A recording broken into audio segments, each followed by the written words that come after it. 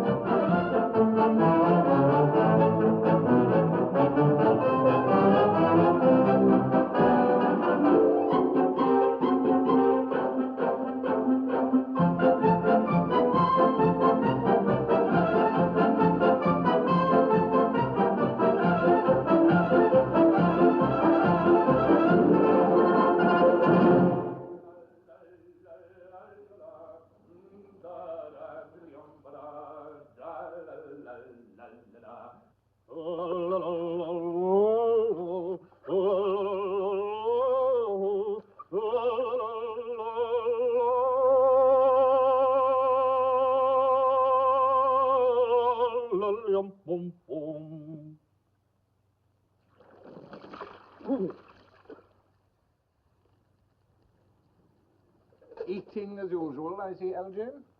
I believe it is usual in good society to take some slight refreshment after morning exercise. And what brings you to London, my dear Earnest? Oh, pleasure. What else should bring one anywhere? Where have you been since last Thursday? In the country. What on earth do you do there? When one is in town, one amuses oneself. When one is in the country, one amuses other people. And who are the people you amuse? Oh, neighbours. Got nice neighbours in your part of Shropshire? Perfectly horrid. Never speak to them. How immensely you must amuse them. Shropshire is your county, is it not? Shropshire? Yes, of course. By the way, Gwendolen is in town, isn't she? She is. In fact, she's having tea with me this afternoon. How perfectly delightful. And so is Aunt Augusta. Oh.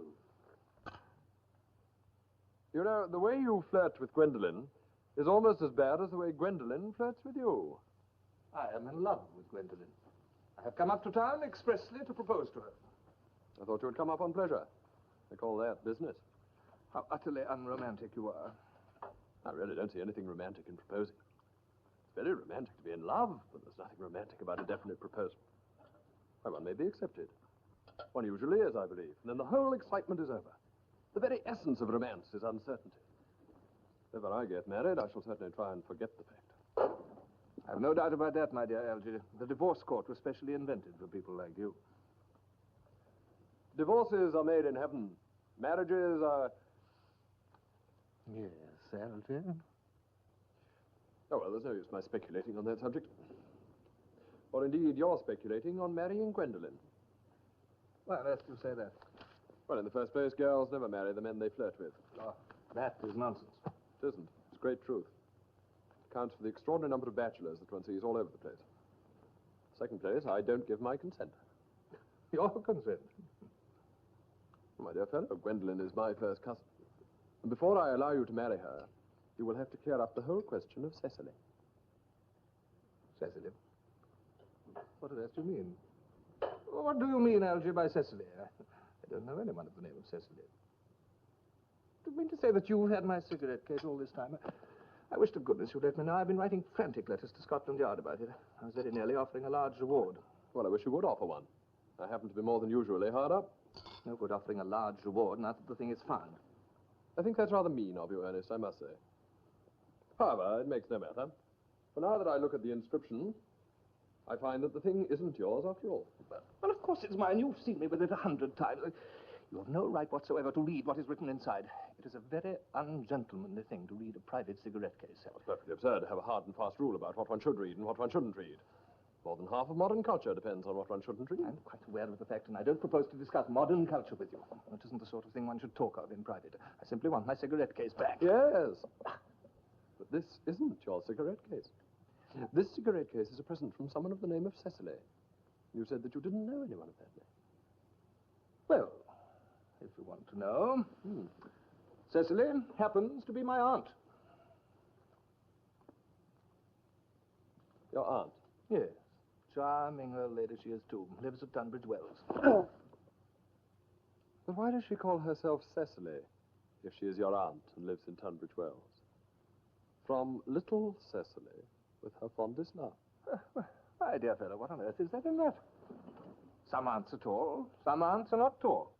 That is surely a matter that an aunt may be allowed to decide for herself. Oh, for heaven's sake, give me back my cigarette case. Yes, but why does your aunt call you her uncle? From little Cecily, with her fondest love, to her dear Uncle Jack. There is no objection, I admit, to an aunt being a small aunt. But why an aunt, no matter what her size may be, should call her own nephew her uncle, I can't quite make out. Besides, your name isn't Jack at all. It is Ernest. It isn't Ernest, it's Jack. You have always told me it was Ernest. You're the most earnest-looking person I ever saw in my life. Absolutely absurd, you saying your name isn't Ernest. Why, it's on your cards. Here is one of them. Mr. Ernest Worthing, B4, the Albany. I shall keep this as a proof that your name is Ernest if ever you attempt to deny the fact to me, to Gwendolen, or to anyone else. Well, my name is Ernest in town and Jack in the country, and the cigarette case was given me in the country. Yes, but that still doesn't account for the fact that your small Aunt Cecily, who lives in Tunbridge Wells, calls you her dear uncle. Come on, old boy, much better have the thing out at once. My dear Algy, you talk exactly like a dentist. I may mention that I have always suspected, and now I am quite sure, that you are a confirmed and secret Bunburyist. Bunburyist? Now, what on earth do you mean by Bunburyist? I will reveal to you the meaning of that incomparable expression when you are kind enough to tell me why you are Ernest in town and Jack in the country. Well, produce my cigarette case first. Here it is. Now produce your explanation, and pray make it improbable. There's nothing improbable about my explanation at all. Old Mr. Thomas Cardew, who adopted me when I was a little boy, made me in his will guardian to his granddaughter, Miss Cecily Cardew. Cecily, who addresses me as uncle out of motives of respect, which you could not possibly appreciate, lives at my place in the country under the charge of her admirable governess, Miss Prism. Where is that place in the country, by the way? That is nothing to you, dear boy. You are not going to be invited. I may tell you candidly that it is not in Shropshire. I suspected that.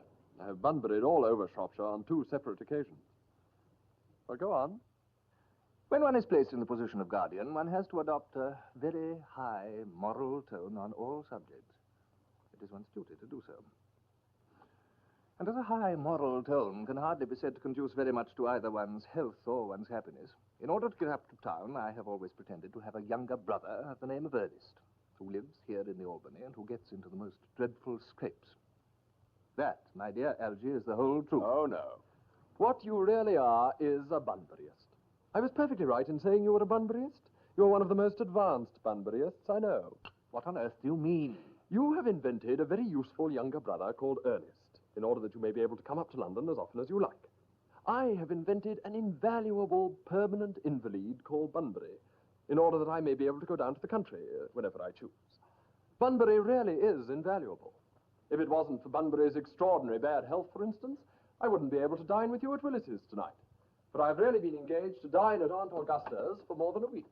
I haven't asked you to dine with me anywhere tonight. I know. You are absurdly careless about sending out invitations. It's very foolish of you. Nothing annoys people more than not receiving invitations. Algy.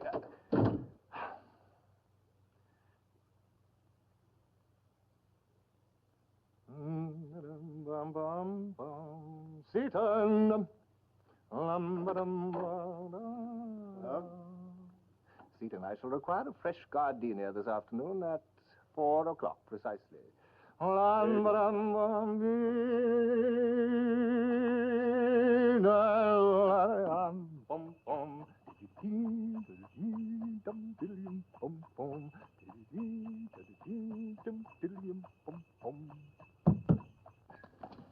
Ethel, come here.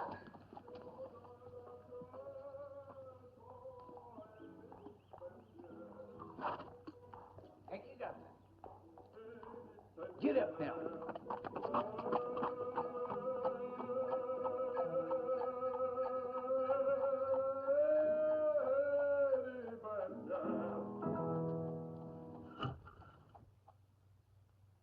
Did you hear what I was singing, Elaine? I didn't think it polite to listen, sir. Sorry about that, for your sake. I don't sing in tune. Anybody can sing in tune. But I sing with wonderful feeling. Yes, sir. You have got the cucumber sandwiches for Lady Bracknell. Yes, sir. Ah.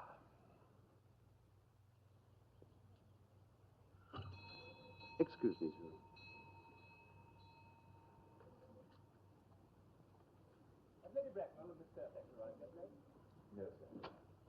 Mr. Ernest Worthing. Jack, don't seem to remember inviting you. No, they're absurdly careless about sending out invitations. Cucumber sandwiches? Why such reckless extravagance in one so young? Don't you touch them. They're ordered specially for Aunt Augusta. Well, you're eating them? That's quite a different matter. She is my aunt.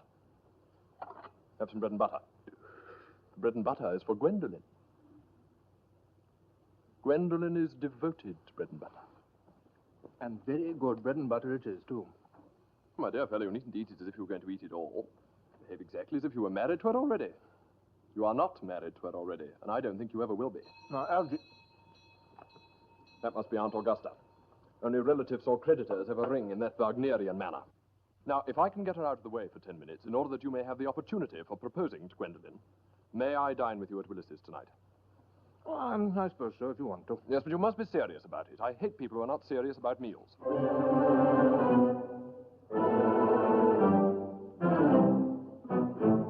Lady Bracknell and Miss Fairfax. Good afternoon, dear Algernon. I hope you are behaving very well. I'm feeling very well, Aunt Augusta. Yes, that's not quite the same thing. In fact, the two things rarely go together. How do you do, Mr. Worthing? Dear me, Gwendolen, you are smart. I am always smart. Aren't I, Mr. Worthing? You are quite perfect, Miss Fairfax. Oh, I hope I am not that. It would leave no room for development. And I intend to develop in many directions. Gwendolen? Won't you come and sit here, Gwendolen? Thank you, Mama. I am quite comfortable where I am. I'm sorry if we are a little late, Algernon. I was obliged to call on dear Lady Harbury. I hadn't been there since her poor husband's death. I never saw a woman so altered. She looks quite 20 years younger. And now I'll have a cup of tea and one of those nice cucumber sandwiches you promised me. Certainly, Aunt Augusta. Good heavens, Lane. Why are there no cucumber sandwiches? I ordered them specially. There were no cucumbers in the market this morning, sir. I went down twice. No cucumbers? No, sir. Not even for ready money. Thank you, Lane. That will do. I am greatly distressed, Aunt Augusta, about there being no cucumbers, not even for ready money. Well, it really makes no matter, Algernon. I had some crumpets with Lady Harbury, who seems to me to be living entirely for pleasure now. I hear her hair has turned quite gold from grief. Well, it certainly has changed its color. From what cause, I, of course, cannot say. Forgive me, Aunt Augusta, but I'm afraid I shall have to give up the pleasure of dining with you tonight. Oh, I hope not, Algernon. 'Twould put my table completely out. Well, the fact is, I have just had a telegram to say that my poor friend Bunbury is very ill again. They seem to think I should be with him. Well, I must say, I should be much obliged if you would ask Mr. Bunbury from me not to have a relapse on Saturday, for I rely on you to arrange my music for me. It is my last reception, and one wants something that will encourage conversation, particularly at the end of the season, when everybody has practically said whatever they had to say, which in most cases was probably not much. I will speak to Bunbury, Aunt Augusta, if he is still conscious, and I think I can promise you that he will be all right by Saturday. Of course, the music is a great difficulty, but I will run over the program I've worked out if you'll come into the other room for a moment. Thank you, Algernon. That's very thoughtful of you. I'm sure the program will be delightful. After a few expurgations, French songs I cannot possibly allow. People always seem to think they're improper, and either look shocked, which is vulgar, or laugh, which is worse. Now, German sounds a thoroughly respectable language, and indeed, I believe, is so. Gwendolen, you will accompany me. Certainly, Mama. Well, here is the program, I suggest, Aunt Augusta. Will you... Charming day it has been, Miss Fairfax. Pray don't talk to me about the weather, Mr. Worthing. Whenever people talk to me about the weather, I always feel quite certain they mean something else. And that makes me so nervous. I do mean something else. I thought so. In fact, I'm never wrong. But I would like to be allowed to take advantage of Lady Bracknell's temporary absence. I would certainly advise you to do so. Mamma has a way of coming back suddenly into a room that I have often had to speak to her about.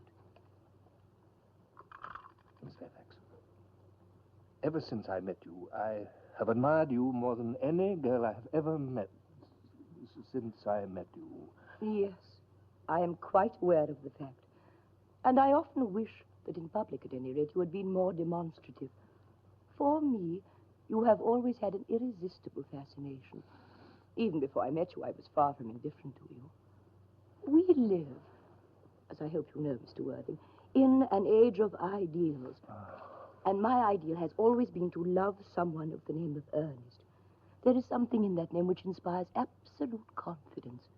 The moment Algernon first mentioned to me that he had a friend called Earnest, I knew I was destined to love you. You really love me, Gwendolen? Passionately. Darling, you don't know how happy you've made me. My own Ernest. But you don't mean to say that you couldn't love me if my name wasn't Ernest. But your name is Ernest. Yes, I know it is, but supposing it wasn't, supposing it was something else. Do you mean to say you couldn't love me then? Ah, this is clearly a metaphysical speculation, and like most metaphysical speculations, has very little reference at all to the actual facts of real life, as we know them. Well, personally, darling, to speak candidly, I don't much care for the name of Ernest. I don't think it suits me at all. It suits you perfectly. It's a divine name. It has music of its own. It produces vibrations.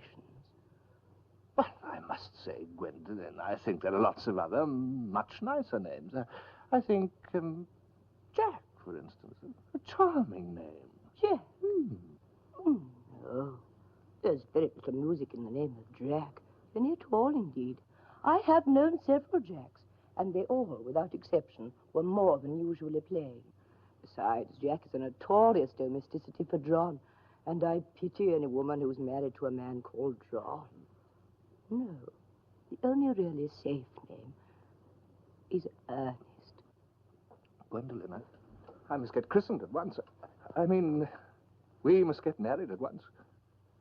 Married, Mr. Worthing? Well, surely you know that I love you, and you have led me to believe, Miss Fairfax, that you were not entirely indifferent to me. I adore you, but you haven't proposed to me yet. Well, may I propose to you now? I think it would be an admirable opportunity. And to spare you any possible disappointment, Mr. Worthing, I think it only fair to tell you quite frankly beforehand that I am fully determined to accept you. Gwendolen. Yes, Mr. Worthing. What have you got to say to me? Well, you know what I've got to say to you. Yes, but you don't say it.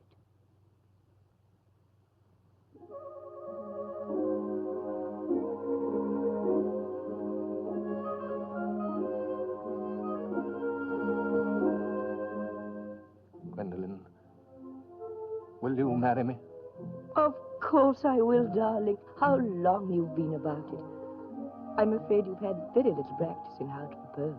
My own one. I've never loved anyone in the world but you. Yes, but men often propose for practice. I know my brother does. All my girlfriends tell me so. What wonderfully blue eyes you have, Ernest. They're quite blue. I hope you will always look at me just like that, especially when there are other people present.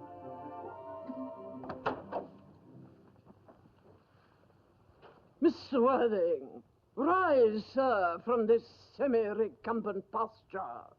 It is most indecorous. Mamma, I must beg you to retire. This is no place for you. Besides, Mr. Worthing is not quite finished yet. Finished what, may I ask? I'm engaged to Mr. Worthing, Mamma. Pardon me, you are not engaged to anyone. When you do become engaged to someone, I, or your father, should his health permit him, will inform you of the fact. An engagement should come upon a young girl as a surprise, pleasant or unpleasant as the case may be. It is hardly a matter that she could be allowed to arrange for herself. And now I have a few questions to put you, Mr. Worthing. While I am making these inquiries, you, Gwendolen, will wait for me below in the carriage. Mamma. In the carriage, Gwendolen.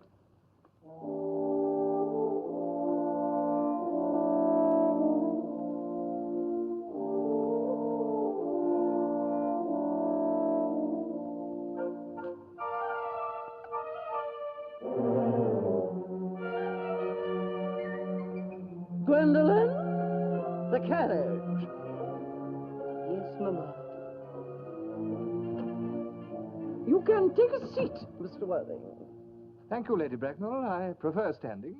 I feel bound to tell you that you are not down on my list of eligible young men, though I have the same list as the dear Duchess of Bolton has. We work together, in fact. But I am quite ready to enter your name, should your answers be what a really affectionate mother requires. Do you smoke? Well, yes, I must admit I smoke. I'm glad to hear it. A man should have an occupation of some kind. I have always been of opinion that a man who desires to get married should either know everything or nothing. Which do you know? I know nothing, Lady Bracknell. I am pleased to hear it. I do not approve of anything that tampers with natural ignorance.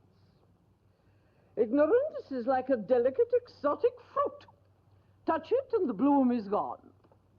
The whole theory of modern education is radically unsound. Fortunately, in England, at any rate, education produces no effect whatsoever. What is your income? Between 7,000 and 8,000 a year. In land or in investments? In investments, chiefly. That is satisfactory. What between the duties expected of one during one's lifetime and the duties exacted from one after one's death, land has ceased to be either a profit or a pleasure. It gives one position but prevents one from keeping it up. That's all that can be said about land. I have a country house with some land, of course, attached to it, about 1,500 acres, I believe, but I don't depend on that for my real income. In fact, as far as I could make out, the poachers are the only people who make anything out of it. You have a townhouse, I hope. A girl with a simple, unspoiled nature like Gwendolen can hardly be expected to reside in the country. Well, I own a house in Belgrave Square, but it is let by the year to Lady Bloxham. Lady Bloxham? No, I don't know. Oh, she goes about very little. She's a lady considerably advanced in years. Ah, nowadays that is no guarantee of respectability of character. What are your politics? Well, I'm afraid I really have none. I am a liberal. They come to Tories, they dine with us, or come in the evening, at any rate. Now to minor matters. Are your parents living? I have lost both my parents. To lose one parent, Mr. Worthing, may be regarded as a misfortune. To lose both looks like carelessness. Who was your father? Well, I'm afraid I really don't know. The fact is, Lady Bracknell, I said I had lost both my parents. It would be nearer the truth to say my parents seem to have lost me. I don't actually know who I am by birth. I was found. Found? The late Mr. Thomas Cardew, an old gentleman of most charitable and kindly disposition, found me and gave me the name of Worthing because he happened to have a first-class ticket for Worthing in his pocket at the time. Worthing is a place in Sussex. It is a seaside resort. And where did the charitable gentleman who had a first-class ticket for this seaside resort find you? In a handbag. A handbag? Yes, Lady Bracknell, I was in a handbag.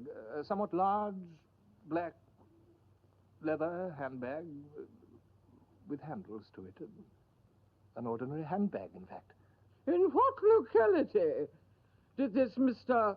James or Thomas Cardew come across this ordinary handbag? In the cloakroom at Victoria Station. It was given him in mistake for his own. The cloakroom at Victoria Station? Yes, the Brighton line. The line is immaterial. Mr. Worthing, I confess I feel somewhat bewildered by what you have just told me. To be born, or at any rate bred in a handbag, whether it had handles or not, seems to me to display contempt for the ordinary decencies of family life that reminds one of the worst excesses of the French Revolution. And I presume you know what that unfortunate movement led to. Oh, may I ask then what you advise me to do? I need hardly say I would do anything in the world to ensure Gwendolyn's happiness. I would strongly advise you, Mr. Worthing, to try and acquire some relations as soon as possible, and to make a definite effort to produce, at any rate, one parent of either sex before the season is quite over. Well, I really don't see how I can possibly do that, Lady Bracknell. I can produce the handbag at any moment. It's in my dressing room at home. I really think that ought to satisfy you, Lady Bracknell. Me, sir? What has it to do with me? You can hardly imagine that I and Lord Bracknell would dream of allowing our only daughter, a girl brought up with the utmost care, to marry into a cloakroom and form an alliance with a parcel? Good morning, Miss Worthing. Good morning, Lady Bracknell.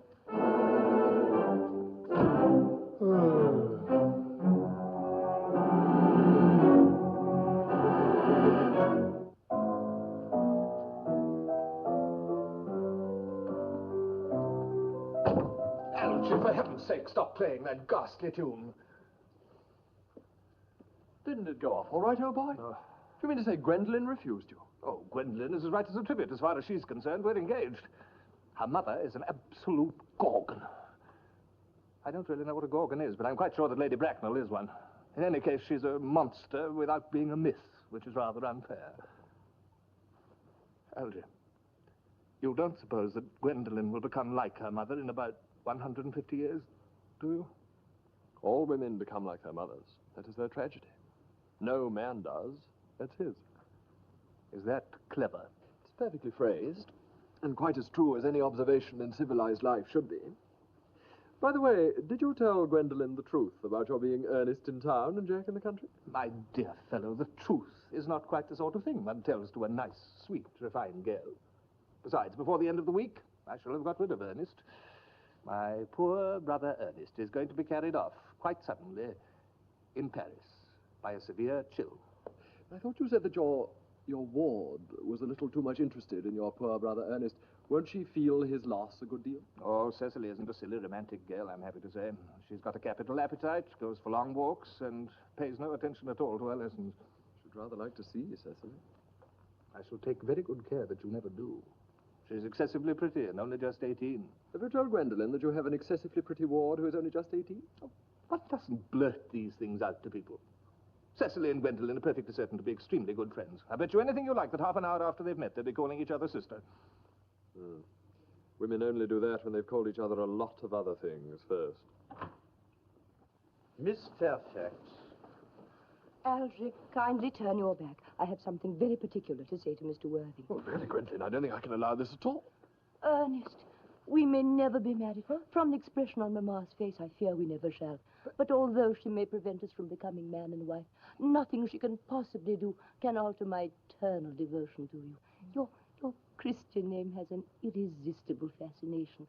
The simplicity of your character makes you exquisitely incomprehensible to me. Your town address I have. What is your address in the country? The Manor House, Woolton, Hertfordshire. There is a good postal service, I suppose. It may be necessary to do something desperate. The Manor House, Woolton, Hertfordshire.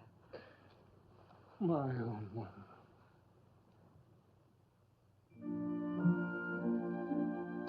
Cecily? Yes, Miss Prism?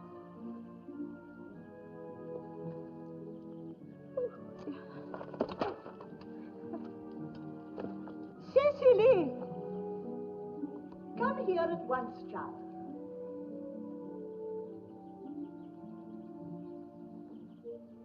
We should have been at our labours quite 20 minutes ago, Cecily. Unfortunately, I was detained by a slight mishap to oh, well, never mind about that. Your German grammar is on the table. But I don't like German. It isn't at all a becoming language. I know perfectly well that I look quite plain after my German lesson. Oh, child, you know how anxious your guardian is that you should improve yourself in every way. He laid particular stress on your German as he was leaving for town yesterday. Indeed, he always lays stress on your German when he's leaving for town. We will repeat yesterday's lesson. Genders. Dear Uncle Jack is so very serious. Sometimes he is so serious that I think he cannot be quite well. Your guardian enjoys the best of health. And his gravity of demeanor is especially to be commended in one so comparatively young as he is. I know no one who has a higher sense of duty and responsibility. I suppose that is why he often looks a little bored when we three are together. Cecily, I'm surprised at you. Mr. Worthing has many troubles in his life. Idle merriment and triviality would be out of place in his conversation. You must remember his constant anxiety about that unfortunate young man, his brother Ernest. Oh, I wish Uncle Jack would allow that unfortunate young man, his brother Ernest, to come down here sometime.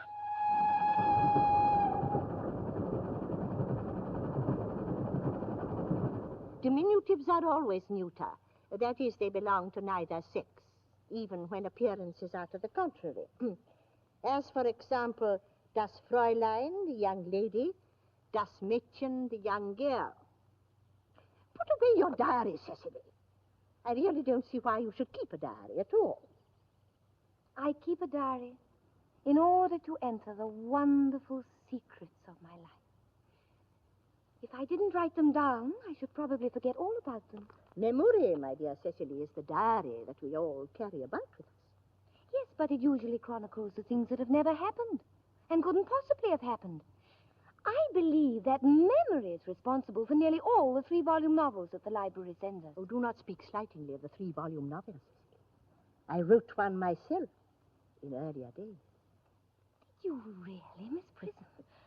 Oh, how wonderfully clever you are. I hope it did not end happily. I don't like novels that end happily. The good ended happily and the bad unhappily. That is what fiction means. I suppose so. And was it ever published? Alas, no. The manuscript, unfortunately, was abandoned. Oh, I use the word in the sense of lost or mislaid. Now, to your work, child. These speculations are profitless. But I see dear Dr. Chasuble coming up through the garden. And how are we this morning? Miss Prism, you are, I trust, well? Dr. Chasuble, this is indeed a pleasure. Miss Prism has just been complaining of a slight headache. I think it would do her so much good to go for a short stroll with you in the park, Dr. Chasuble. Cecily, I have not mentioned anything about a headache. No, I know that, dear Miss Prism. But I felt instinctively that you had a headache. Indeed, I was thinking about that and not about my German lesson when the rector arrived. I hope, Cecily, you are not inattentive. Oh, I'm afraid I am. That is strange. Were I fortunate enough to be Miss Prism's pupil, I would hang upon her lips. Spoke metaphorically. My metaphor was drawn from bees. Mr. Worthing, I suppose, has not returned from town yet. We do not expect him till Monday afternoon. Ah, yes, he usually likes to spend his Sunday in London. He's not one of those whose sole aim is enjoyment, as by all accounts that unfortunate young man, his brother, seems to be. So must not disturb Egeria and her pupil any longer. Egeria? My name is Letitia, Doctor. Laetitia, the Latin for joy. Yes, I shall see you both, no doubt, at evensong. I think, dear Doctor, I will have a stroll with you. I find I have a headache after all, and a stroll might do it good. Oh, Cecily, you will read your political economy in my absence. The chapter on the fall of the rupee you may omit. It is somewhat too sensational. Even these metallic problems have their melodramatic side.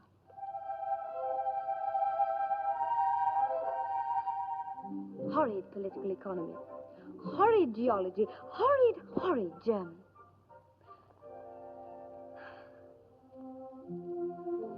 You are too much alone, dear Dr. Chasuble. You should get married.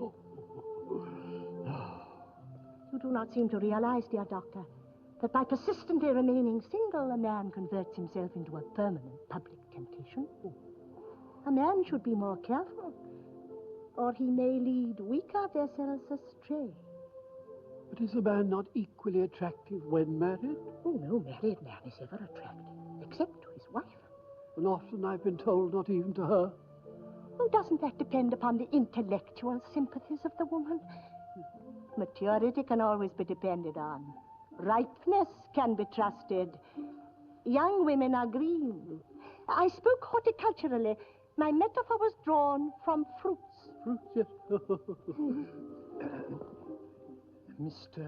Earnest Worthing's just driven over from the station, miss. He's brought his luggage with him.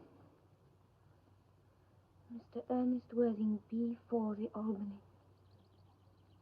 Uncle Jack's brother? Did you tell him Mr. Worthing was in London? Yes, miss. Seemed very much disappointed. He said he would like to speak to you privately for a moment. I've left him in the morning room. Thank you, Merriman.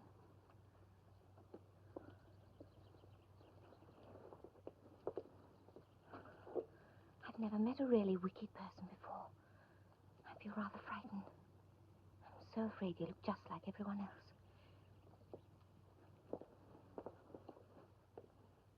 He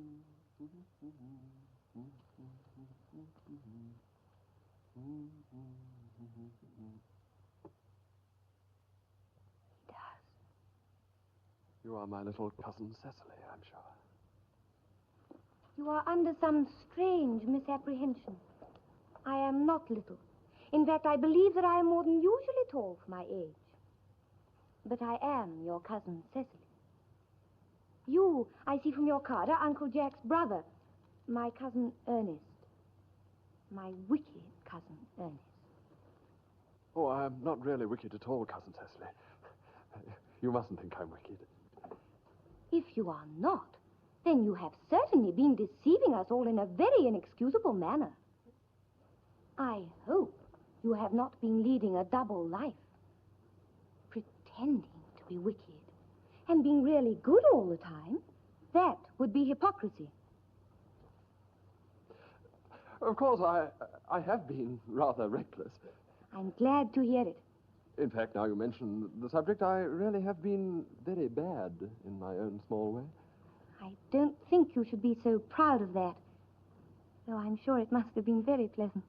It's much pleasanter being here with you. I can't understand how you're here at all. Uncle Jack won't be back till Monday afternoon. That is a great disappointment. I'm obliged to go out by the first train on Monday morning. I have a business appointment that I'm anxious to miss. Couldn't you miss it anywhere but in London? No, the appointment is in London.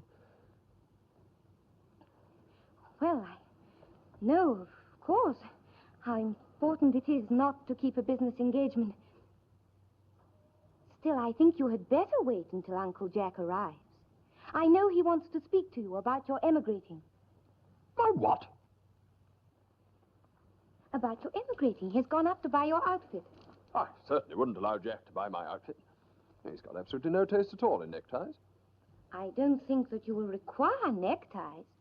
Uncle Jack is sending you to Australia. Australia? I'd sooner die. Well, he said at dinner on Wednesday night that you would have to choose Between this world, the next world, and Australia. Oh.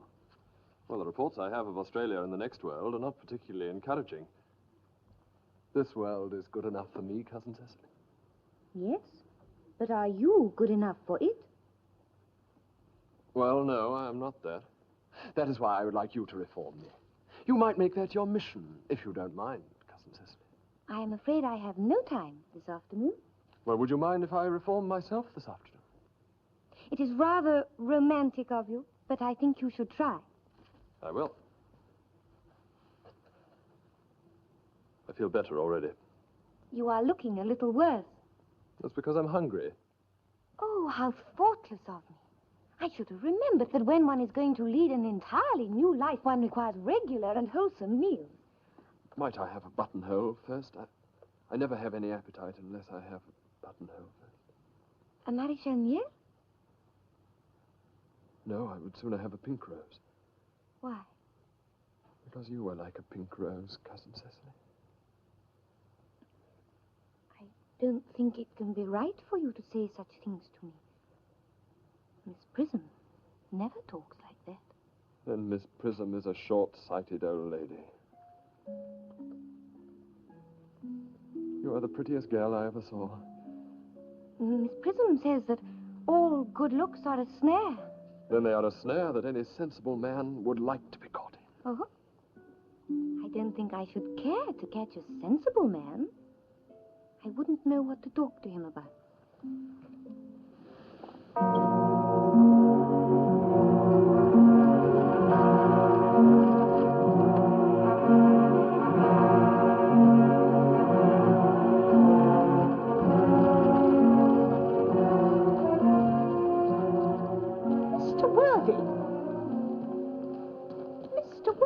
Dear Mr. Worthing, I trust this garb of woe does not betoken some terrible calamity. My brother. More shameful deaths and extravagance. Dead. Your brother Ernest dead? Quite dead. What a lesson for him. I trust he will profit by it. Oh, Mr. Worthing, I offer my sincere condolence. Poor Earnest. He had many faults, but it is a sad, sad blow. Oh, very sad indeed. Were you with him at the end? No, he died abroad, in Paris, in fact. I had a telegram last night from the manager of the Grand Hotel. Was the cause of death mentioned? A severe chill, it seems. As a man sows, so let him reap. Charity, dear Miss Prism, charity. None of us are perfect. I myself am peculiarly susceptible to drafts. Will the interment take place here? No, he seems to have expressed a desire to be buried in Paris. Paris? I fear that hardly points to any very serious state of mind at the last. Oh, Uncle Jack! I'm so glad to see you back. But what horrid clothes you have got on. Cecily! My child, my child. Do look happy. I have got such a surprise for you. Who do you think is in the dining room? Your brother. Who? Your brother, Ernest. He arrived about half an hour ago. Oh, what nonsense. I haven't got a brother. Oh, don't say that. However badly he may have behaved to you in the past, he is still your brother. You couldn't be so heartless as to disown him. And you will shake hands with him, won't you, Uncle Jack? These are very joyful tidings. After we had all been resigned to his loss, his sudden return seems to me peculiarly distressing.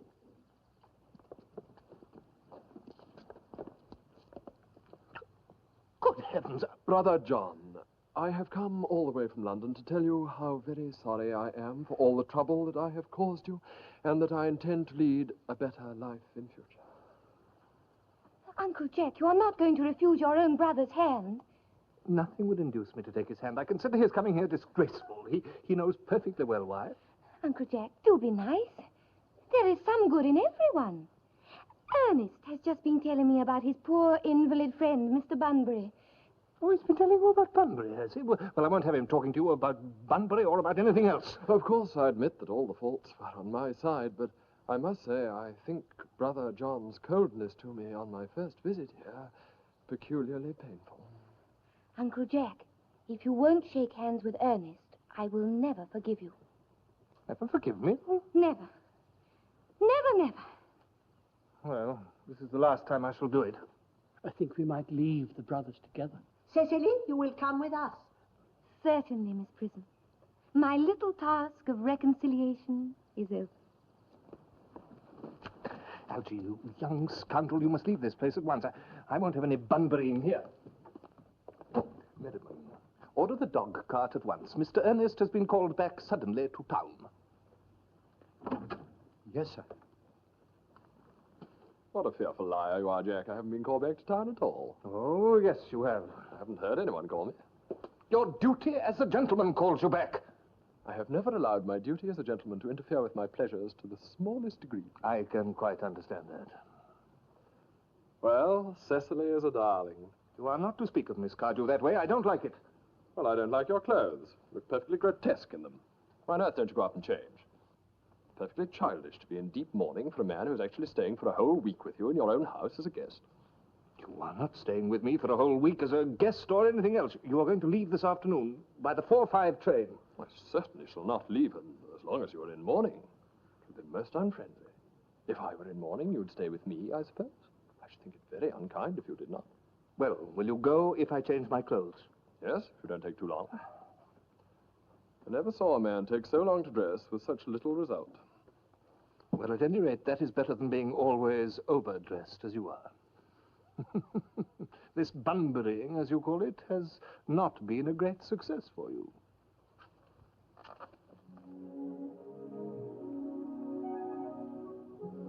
I think it's been a great success.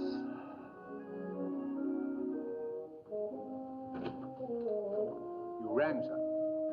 Merriman, am I correctly garbed for a christening? No, sir. Black is for funerals and weddings. White is for christenings. I lay out your tennis clothes. Thank you, Merriman.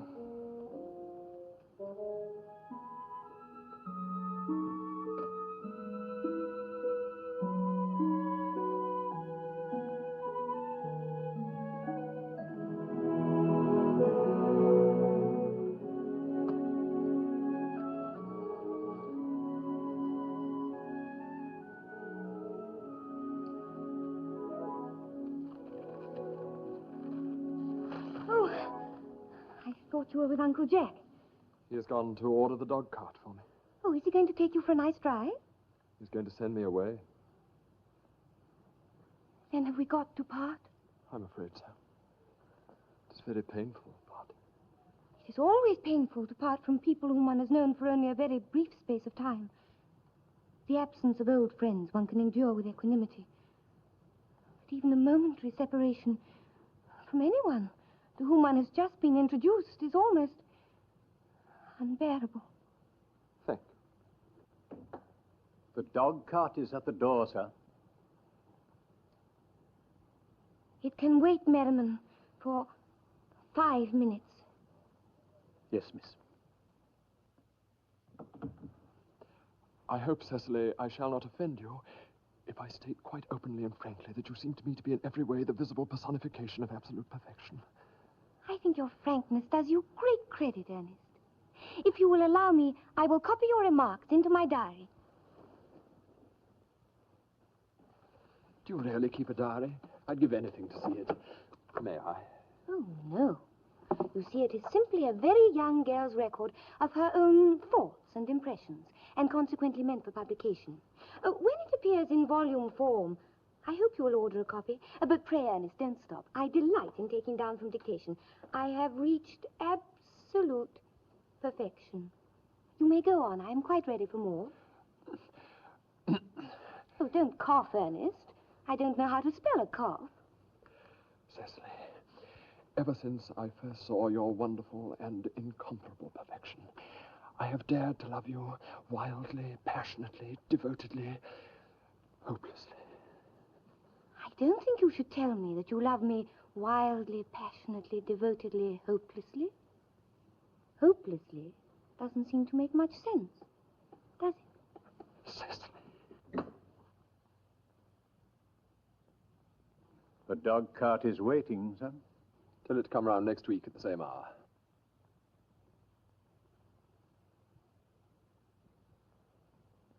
Very good, son.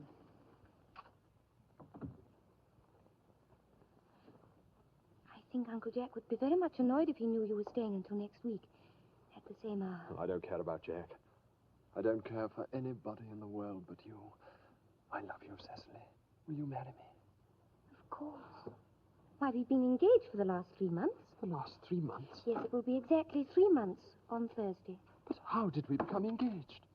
Well, ever since dear Uncle Jack first confessed to us that he had a younger brother who was very wicked and bad, you, of course, have formed the chief topic of conversation between myself and Miss Prism. And, of course, a man who is much talked about is always very attractive. One always feels there must be something in him after all. I dare say it was foolish of me. But I fell in love with you, Ernest. Darling, and when was our engagement actually settled? On the 22nd of February last. Worn out by your entire ignorance of my existence, I determined to end the matter, one way or the other. And after a long struggle with myself, I accepted you under that dear old chandelier there. And then next day, I bought this ring in your name. And this is the bangle with the true lover's knot that I promised you always to wear. Did I give you this? It's very pretty, isn't it? Yes. Yes, you've wonderfully good taste, Ernest. It's always been my excuse for your leading such a bad life. And then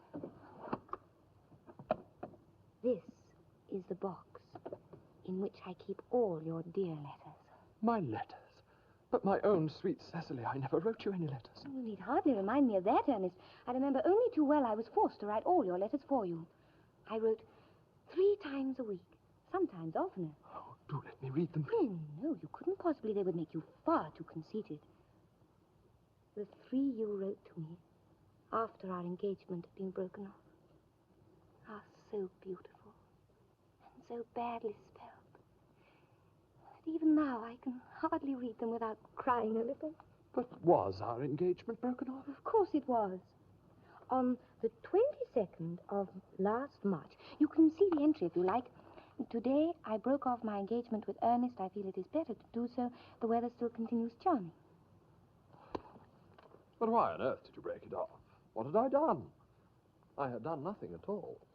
Cecily, I'm very much hurt indeed that you broke it off, particularly when the weather was so charming. But it would hardly have been a really serious engagement if it hadn't been broken off at least once. But I forgave you before the week was out. What a perfect angel you are. You won't ever break off our engagement again, will you?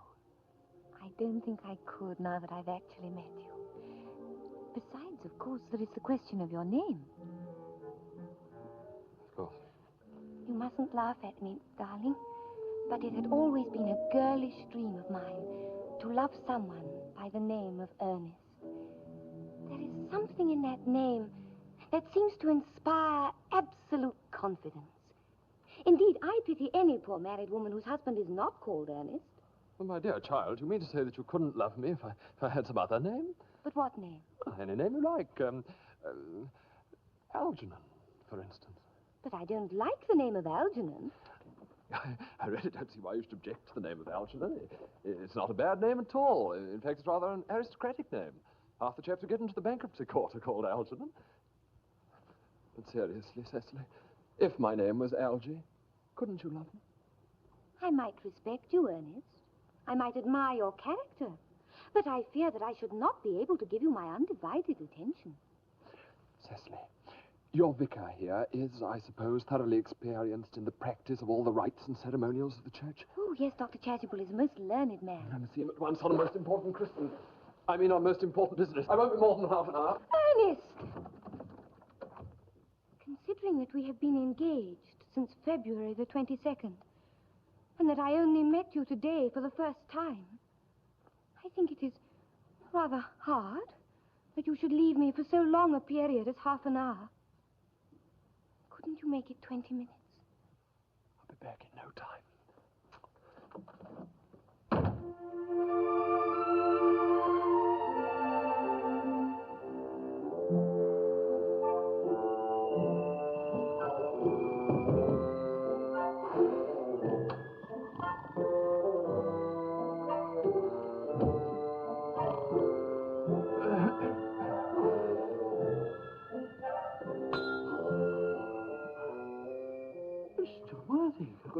Dr. Chasuble. You will, I trust, excuse a postprandial relapse into the arms of Morpheus. In other words, 40 winks. Dr. Chasuble, I suppose you know how to christen all right? I mean, of course, you are continually christening, aren't you? It is, I regret to say, one of my most constant duties in this parish. I've often spoken to the poorer classes on this subject, but they don't seem to know what thrift is. Well, is there any particular infant in whom you're interested, Mr. Worthing? Yes. Of course, your brother. Beg your pardon? Your brother, I know, was unmarried, but... Dr. Chasuble, it is not for any child. The fact is, I was thinking of getting christened myself this afternoon, if you've nothing better to do. But surely, Mr. Worthing, you've been christened already? I don't remember anything about it. Have you any grave doubts on the subject? Well, I certainly intend to have. Unless, of course, you think I'm a little too old now. Oh, not at all. The sprinkling, and indeed even the immersion of adults is a perfectly canonical practice. Immersion? You need have no apprehension. Sprinkling is all that is necessary. Or indeed, I think, advisable. Now, a weather so changeable. At what hour would you like the ceremony performed? Well, I thought I would trot around about 5, if that would suit you. Oh, perfectly, perfectly. In fact, I have 2 similar ceremonies to perform at that time. A case of twins that occurred recently in one of the outlying cottages of your own estate. Poor Jenkins, the carter. Most hard-working man. Well, I don't see much fun in being christened along with a lot of other babies. It would be childish. Would 5:30 do? Oh, admirably. Till 5:30. 5:30, at the font.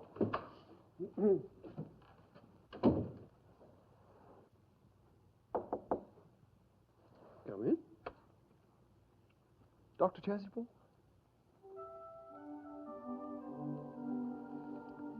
What a perfect angel you are, Cecily.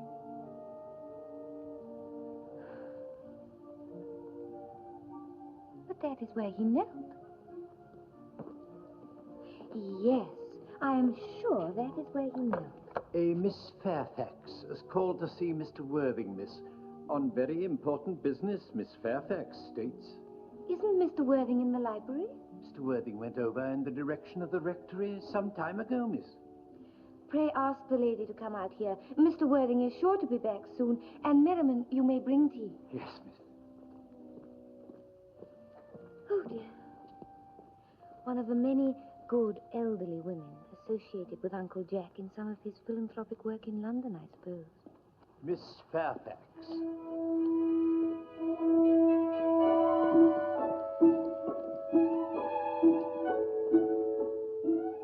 Oh. Miss Fairfax? Pray let me introduce myself to you. My name is Cecily Cardew. What a very sweet name. Something tells me we're going to be great friends. I like you already more than I can say. My first impressions of people are never wrong. How nice of you to like me so much after we have known one another for such a comparatively short time. Shall we sit over there? I may call you Cecily, may I not? With pleasure. And you will always call me Gwendolen, won't you? If you wish. Then that's all quite settled, is it not? I hope so.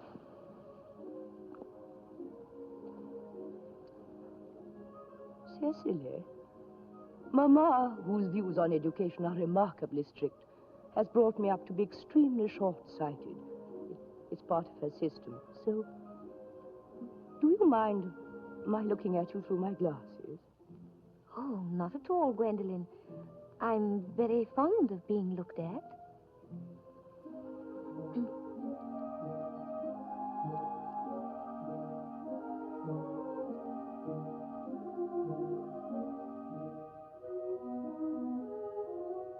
You are here on a short visit, I suppose.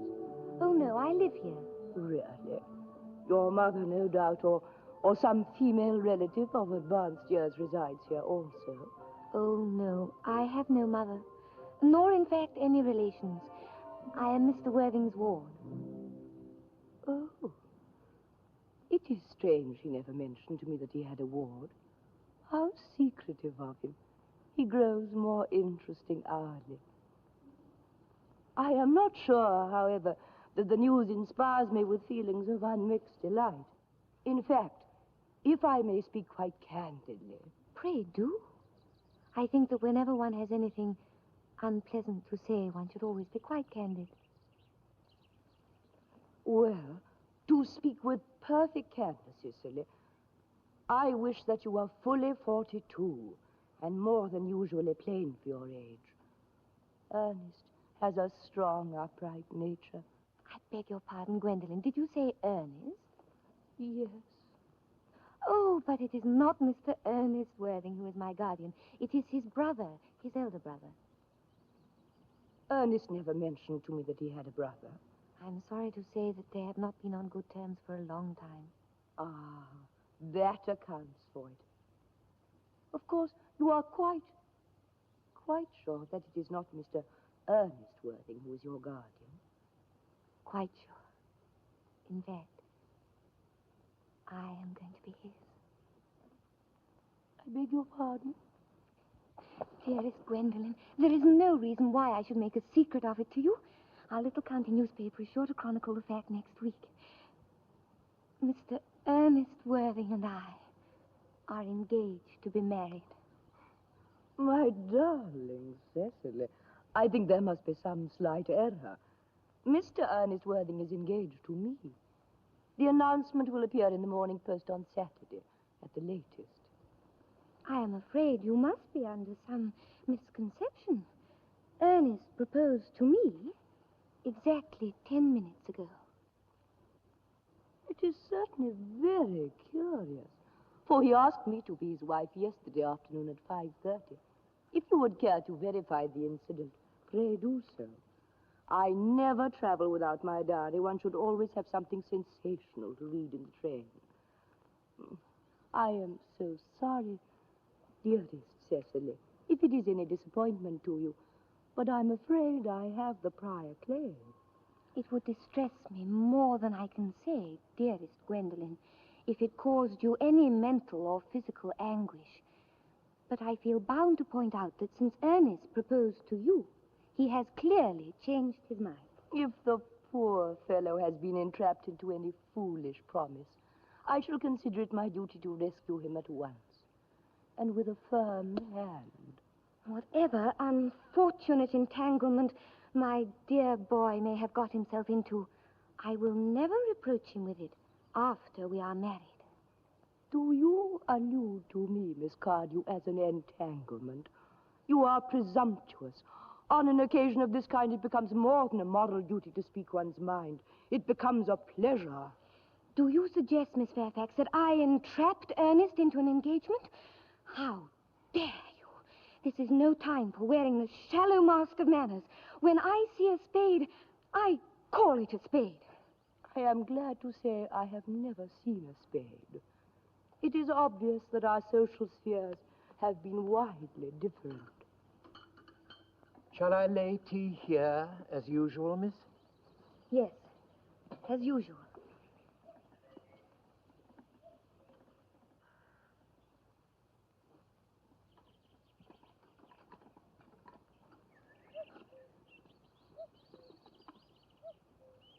Are there many interesting walks in the vicinity, Miss Cardew? Oh, yes, a great many. From the top of one of the hills quite close, one can see 5 counties. 5 counties? Oh, I don't think I should like that.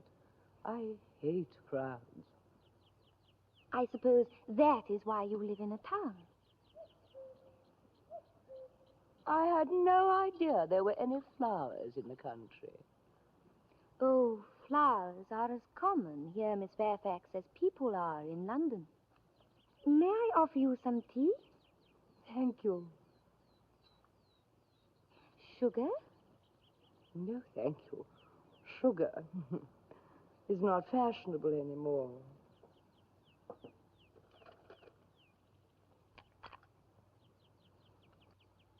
Cake or bread and butter?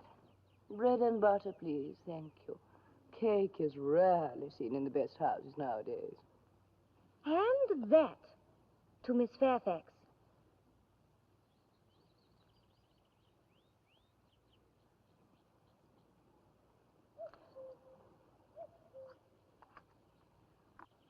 You have filled my tea with lumps of sugar. And though I most distinctly asked for bread and butter, you have given me cake. I am known for the gentleness of my disposition and the extraordinary sweetness of my nature. But I warn you, Miss Cardew, you may go too far. To save my poor, innocent, trusting boy from the machinations of any other girl, there are no lengths to which I would not go. From the moment I saw you, I distrusted you. I felt that you were false and deceitful. I'm never deceived in such matters.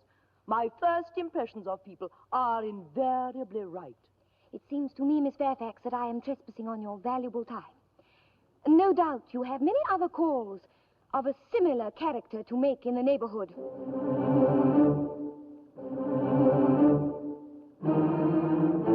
Gwendolyn! My own Ernest. Gwendolyn, darling. A moment. May I ask if you are engaged to be married to this young lady?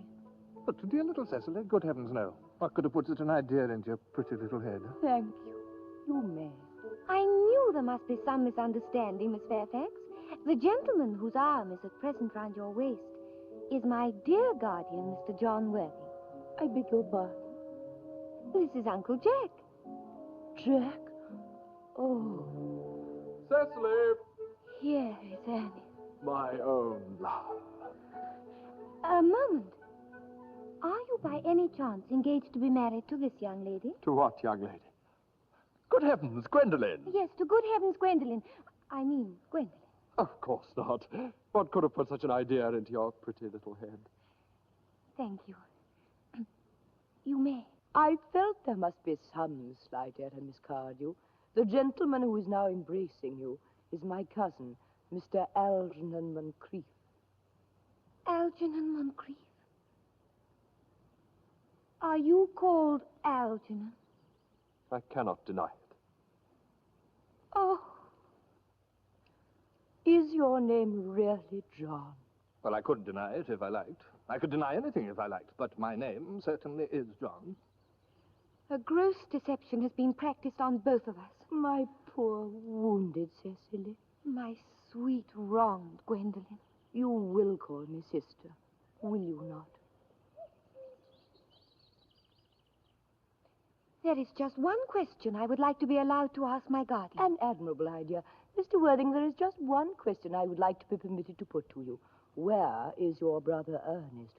We are both engaged to be married to your brother Ernest, so it is a matter of some importance to us to know where your brother Ernest is at present. Gwendolen, Cecily, I will tell you quite frankly that I have no brother Ernest. I've no brother at all. No brother at all? None. Have you never had a brother of any kind? Never. Not even of any kind. I am afraid it is quite clear, Cecily, that neither of us is engaged to be married to anyone. It is not a very pleasant position for a young girl suddenly to find herself in, is it? Let us go into the house. They will hardly venture to come after us there. No. Men are such cowards, aren't they?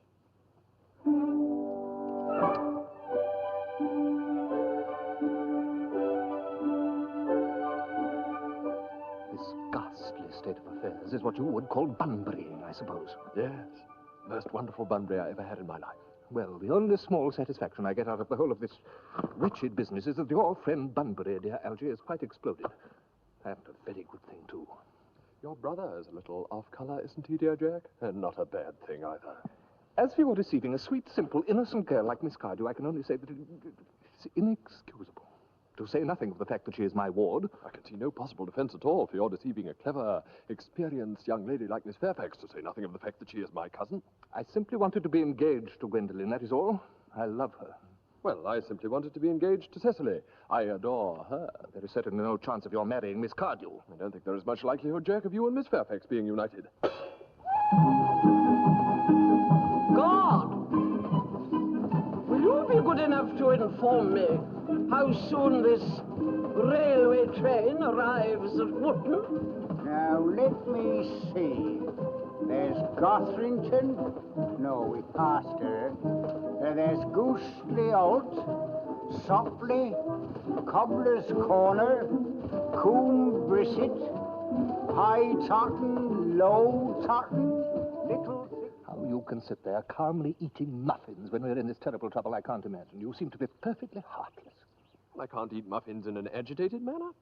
The butter would probably get on my cuffs. One should always eat muffins quite calmly. It's the only way to eat them. I say it's perfectly heartless to be eating them at all.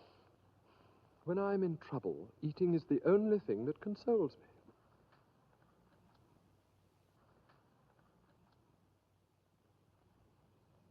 They are eating muffins. Algy, I wish to goodness you would go. But I've just made arrangements with Dr. Chasuble to be christened at 6 o'clock under the name of Earnest. Oh, my dear fellow, I've made arrangements with Dr. Chasuble myself to be christened at 5:30, and I naturally will take the name of Earnest. I have a perfect right to be christened if I like. There's no evidence at all that I was ever christened by anyone. It's entirely different with you. You've been christened already. Yes, but I haven't been christened for years. Yes, but you have been christened. That is the important thing. Quite so. So I know my constitution can stand it. It might make you very unwell. You can hardly have forgotten that someone very closely connected with you was nearly carried off in Paris this week by a severe chill. You talk as if a severe chill were hereditary. Well, it usedn't to be, I know, but it may be now. Science is always making wonderful improvements in things.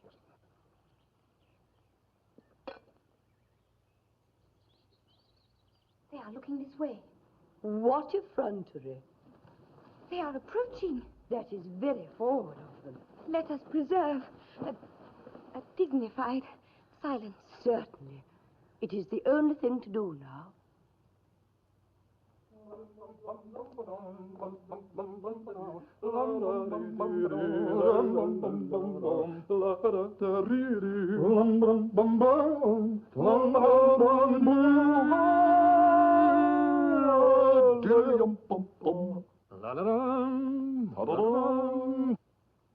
Mr. Worthing, I have something very particular to ask you. Much depends on your reply. Your common sense is invaluable, Gwendolen. Mr. Moncrief, kindly answer me the following question. Why did you pretend to be my guardian's brother? In order that I might have an opportunity of meeting you? That certainly seems a satisfactory explanation, does it not? Yes, dear, if you can believe him. Mr. Worthing, what explanation can you offer me for pretending to have a brother? Was it in order that you might have an opportunity of coming up to town to see me as often as possible? Can you doubt it, Miss Fairfax? I have the gravest doubts on the subject, but I intend to crush them. Their explanations appear to me to have the stamp of truth on them, especially Mr. Worthing's. I am more than content with what Mr. Moncrief has said. His voice alone inspires one with absolute credulity. Then you think we should forgive them? Yes. I mean, no. True. I had forgotten. There are principles at stake that one cannot surrender. Which of us should tell them? The task is not a pleasant one. Could we not both speak at the same time? An excellent idea. I nearly always speak at the same time as other people. Will you take the time for me? Your Christian names are still an insuperable barrier. That is all. Our Christian names? Is that all? But we're going to be christened this afternoon. For my sake, you are prepared to do this terrible thing. I am. To please me, you are ready to face this fearful ordeal. I am. How absurd to talk of the equality of the sexes where questions of self-sacrifice are concerned. Men are infinitely beyond us. We are. Darling.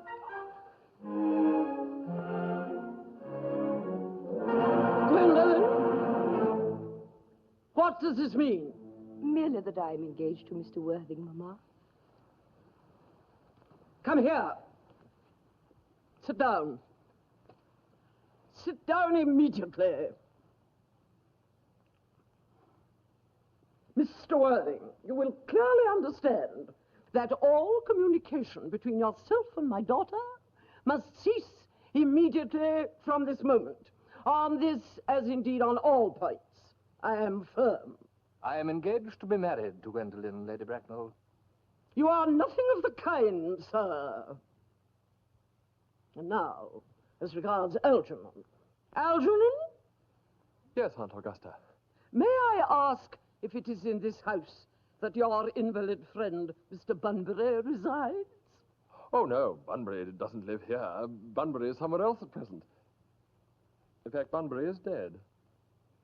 Dead? When did Mr. Bunbury die? Oh, I killed Bunbury this afternoon. I mean, Bunbury died this afternoon. What did he die of? Bunbury? Oh, he was quite exploded. Exploded? Was he a victim of a revolutionary outrage? My dear Aunt Augusta, I mean he was found out. The doctors found out that Bunbury could not live. That is what I mean. So Bunbury died. And now that we have finally got rid of this Mr. Bunbury, may I ask, Mr. Worthing, who is that young person whose hand my nephew Algernon is holding in what appears to me to be a peculiarly unnecessary manner? That lady is Miss Cecily Cardew, my ward. I am engaged to be married to Cecily, Aunt Augusta. I beg your pardon? Mr. Moncrief and I are engaged to be married, Lady Bracknell. Indeed. I think some preliminary inquiry on my part would not be out of place. Mr. Worthing, is Miss Cardew at all connected with any of the larger railway stations in London?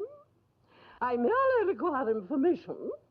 Until yesterday, I had no idea there were any families or persons whose origin was a terminus. Miss Cardew is the granddaughter of the late Mr. Thomas Cardew of 149 Belgrave Square, Southwest, Jervis Park, Dorking, Surrey, and the Sporran, Fifeshire. That sounds not unsatisfactory.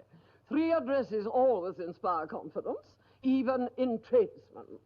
But what proof have I of their authenticity? I have carefully preserved the court guides of the period. They are open for your inspection, Lady Bracknell. I have known strange errors in that publication. Miss Cardew's family solicitors are Messrs. Markby, and Markby. Oh, Markby, and Markby. A firm of the very highest position in their profession. I have also in my possession, you will be pleased to hear, certificates of Miss Cardew's birth, baptism, whooping cough, registration, vaccination, confirmation, and the measles, the German and the English variety. A life crowded with incident, I see, but somewhat too exciting for a young girl. Gwendolen, the time approaches for our departure. We have not a moment to lose. As a matter of form, Mr. Worthing, I had better ask if Miss Cardew has any little fortune. Oh, only about £130,000 in the funds, that is all. Goodbye, Lady Bracknell. So pleased to have seen you. One moment, Mr. Worthing. £130,000 and in the funds. Miss Cardew seems a most attractive young lady now that I look at her. Few girls of the present day have any really solid qualities, qualities that last and improve with time. We live, I regret to say, in an age of surfaces. Come over here, dear. Pretty child. Your dress is sadly simple, and your hair seems almost as nature might have left it. But we can soon alter that. A thoroughly experienced French maid produces a really remarkable result in a very brief space of time. There are distinct social possibilities in your profile. Cecily is the dearest, sweetest, prettiest girl in the world, and I don't care 2 pins for social possibilities. Never speak disrespectfully of society, Algernon. Only people who can't get into it do that. I suppose you know that Algernon has nothing but his debts to depend upon, but I do not approve of mercenary marriages. When I married Lord Bracknell, I had no fortune of any kind, but I never dreamed of allowing that to stand in my way. Well, I suppose I must give my consent. Thank you, Aunt Augusta. Cecily, you may kiss me. Thank you, Lady Bracknell. And you may address me as Aunt Augusta for the future. Thank you, Aunt Augusta. The marriage, I think, had better take place quite soon. Thank you, Aunt Augusta. To speak frankly, I am not in favor of long engagements. They give people an opportunity of finding out each other's characters before marriage, which I think is never advisable. I beg your pardon for interrupting you, Lady Bracknell, but this engagement is quite out of the question. I am Miss Cardew's guardian, and she cannot marry without my consent until she comes of age. That consent I absolutely decline to give. Upon what grounds, may I ask? Algernon is an extremely, one might almost say, ostentatiously eligible young man. He has nothing and looks everything. What more could one desire? It pains me very much to have to speak frankly to you, Lady Bracknell, about your nephew, but the fact is that I do not approve at all of his moral character. I suspect him of being untruthful. Untruthful? My nephew Algernon untruthful? Impossible. He was at Oxford. I fear there can be no possible doubt about the matter. This afternoon, during my temporary absence in London on an important question of romance, he obtained admission to my house by means of the false pretense of being my brother. Under an assumed name, he drank, I have just been informed by my butler, an entire pint bottle of Perrier Jouet Brut 89, a wine that I was specially reserving for myself. Continuing his disgraceful deception, he succeeded, during the course of the afternoon, in alienating the affections of my only ward. He subsequently stayed to tea and devoured every single muffin. And what makes his conduct all the more heartless is that he was perfectly well aware from the first that I have no brother, that I never had a brother, and that I don't intend to have a brother, not even of any kind.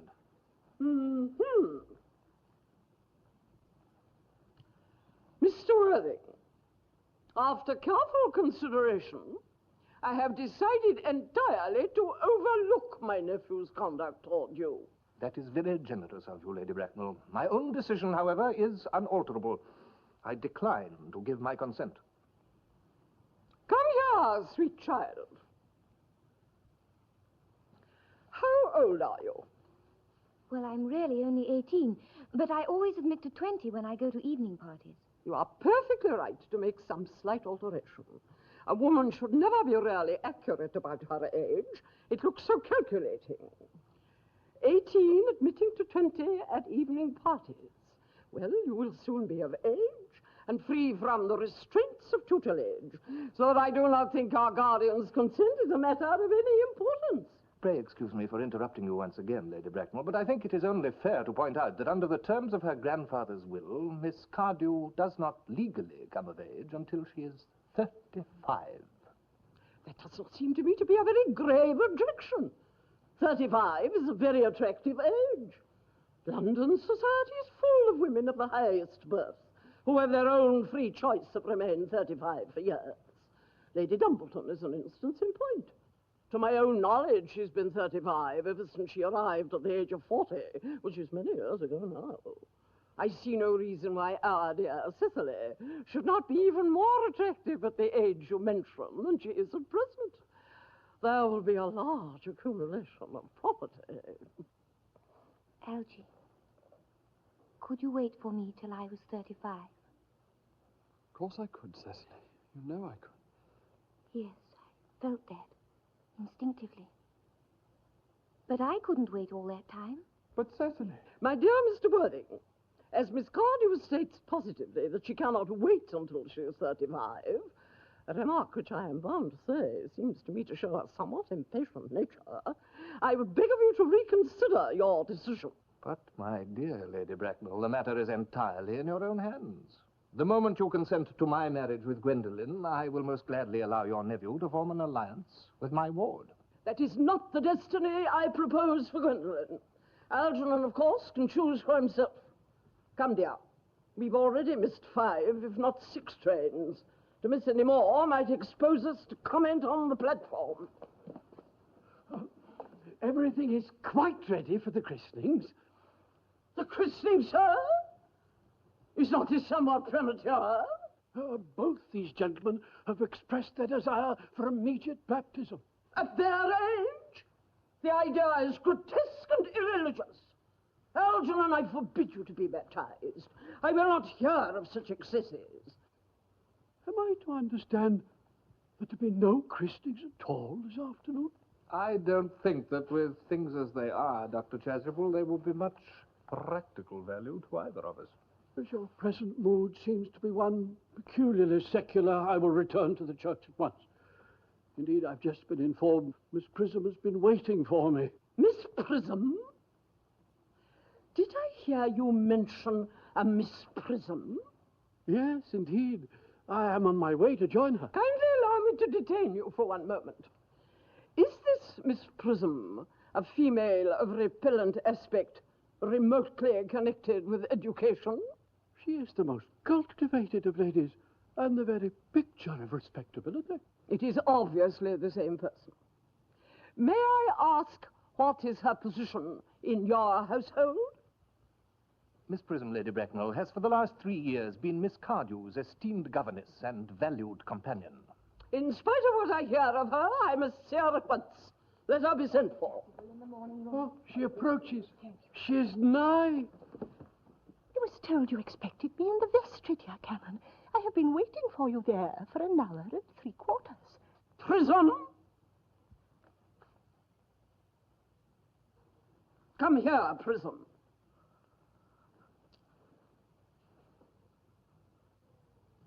Prism, where is that baby? 28 years ago, Prism, you left Lord Bracknell's house in charge of a perambulator containing an infant of the male sex. You never returned.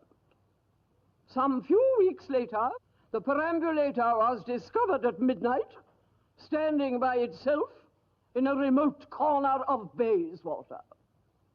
It contained the manuscript of a 3-volume novel of more than usually revolting sentimentality.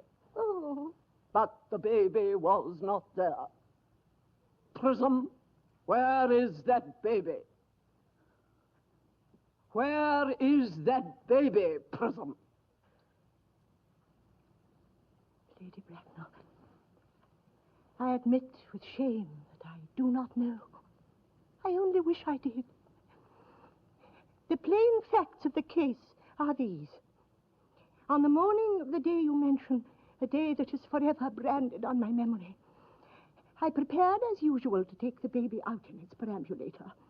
I had also with me a somewhat old but capacious handbag, in which I had intended to place the manuscript of a work of fiction that I had written during my few unoccupied hours. In a moment of mental abstraction, for which I never can forgive myself, I deposited the manuscript in the bassinet and placed the baby in the handbag. But where did you deposit the handbag? Do not ask me, Mr. Worthing. Miss Prism, this is a matter of no small importance to me. I insist on knowing where you deposited the handbag that contained that infant. I left it in the cloakroom of one of the larger railway stations in London. What railway station? Victoria. The Brighton line? The Brighton line. Gwendolen, wait here for me. If you are not too long, I will wait here for you all my life.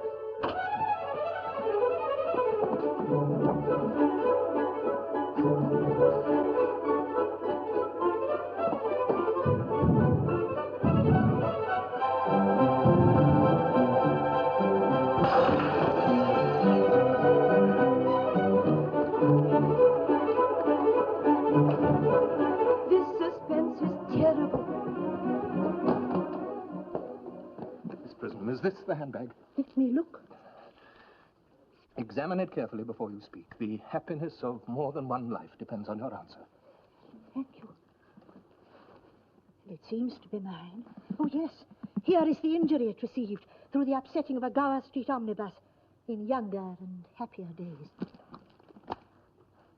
Here is the stain on the lining, caused by the explosion of a temperance beverage, an incident that occurred at Leamington. And here on the lock are my initials. I had forgotten that in an extravagant mood I had had them placed there. The bag is undoubtedly mine. I'm delighted to have it so unexpectedly restored to me. It has been a great inconvenience being without it all these years. Miss Prism, more is restored to you than the handbag. I am the baby that was placed in it. You? Yes. Mother. Mr. Worthing, I am unmarried.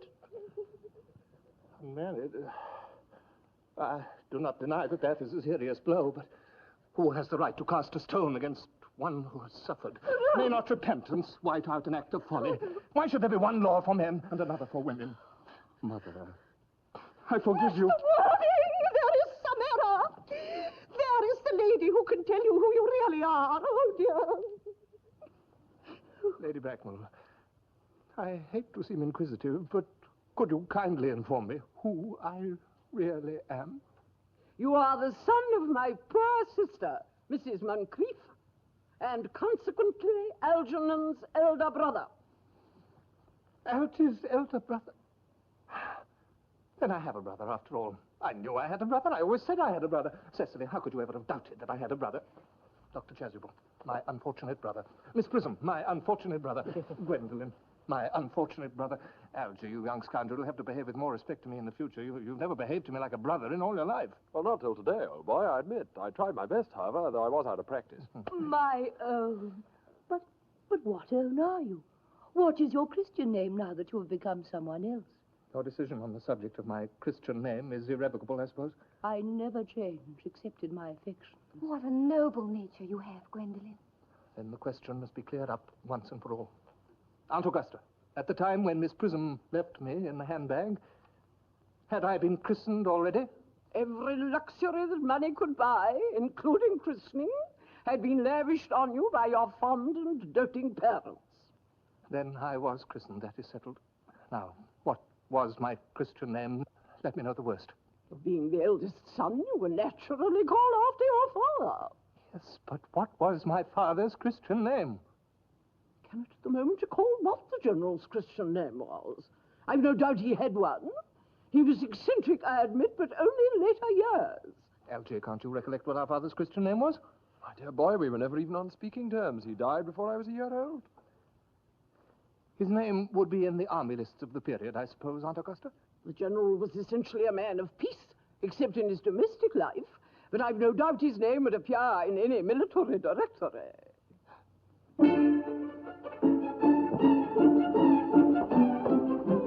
The army lists of the last 40 years are here. These delightful records should have been my constant study. General. Magley, Maxby, Max Boom, what ghastly names they have. Markby, Migsby, Mobbs. Moncrief. Lieutenant, 1840. Captain, Lieutenant Colonel, Colonel, General, 1869. Christian name. Ernest John. Gwendolen, I always told you that my name was Ernest, didn't I? Ernest, my own Ernest. Cecily, at last. Like a dear, at last. Gwendolen, at last. My nephew, you seem to be displaying signs of triviality. On the contrary, Aunt Augusta, I have now realized for the first time in my life the vital importance of being earnest.